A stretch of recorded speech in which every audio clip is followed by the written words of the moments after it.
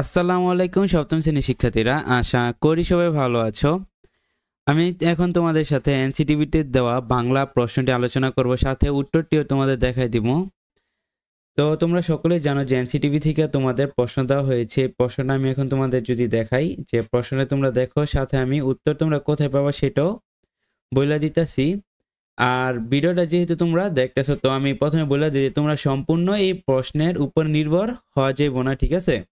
মানে তোমরা এই প্রশ্নের উপর যে সম্পূর্ণ নির্ভর করে এক্সাম দিতে যাবা আগের মতো, সেটা করা যাবে না।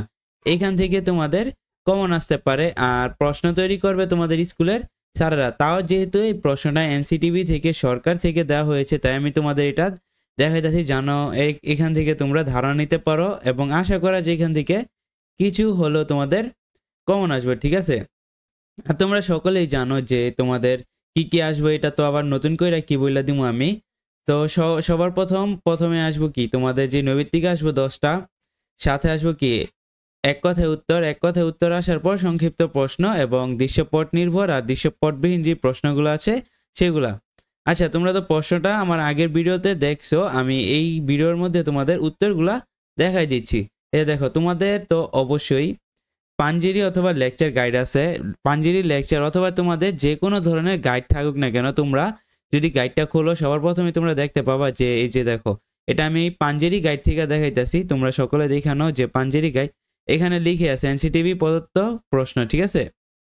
মানে প্রশ্নটা যে এনসিটিভি থেকে দেওয়া হয়েছে এটাই তো একদম শিওর। তোমরা এটা ভালোভাবে পড়বা, মানে পরীক্ষার আগের দিন তোমরা এটা ভালোভাবে কমপ্লিট করে যাবা, এটা পড়বা। আর অধ্যায়গুলো ভালোভাবে পড়ো। এই যে দেখো, এখানে প্রশ্নটা দেওয়া আছে, আমি তোমাদের একটু আগে যে এনসিটিভির প্রশ্নটা দেখাইলাম এটাই।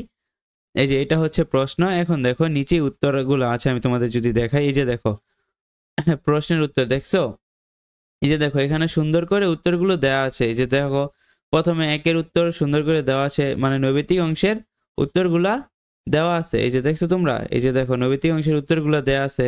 নিচে আছে কি সংক্ষিপ্ত প্রশ্নের উত্তর। এগুলা করার পর তোমাদের যে বড় বড় প্রশ্নের উত্তরগুলো দেওয়া লাগবে, সেগুলোর উত্তর কি খুব সুন্দরভাবে দেওয়া আছে। দেখো, রচনামূলক প্রশ্নের উত্তর। তো আশা করি ভিডিওটা তোমাদের কাজে লাগবে। তোমরা সব অধ্যায়গুলো পড়বা, সাথে এটাও কি পরীক্ষার আগের দিন প্র্যাকটিস করে যাবে, কারণ এখান থেকে তোমাদের 50% কমন আসতে পারে। আশা করি যে তোমরা ভিডিওটা বুঝছো আর অ্যান্সারগুলো কোথায় পাইবা তোমরা বুঝা ফেলছো। ভিডিওটা ভালো লাগলে একটা কমেন্ট করবা। আল্লাহ হাফেজ।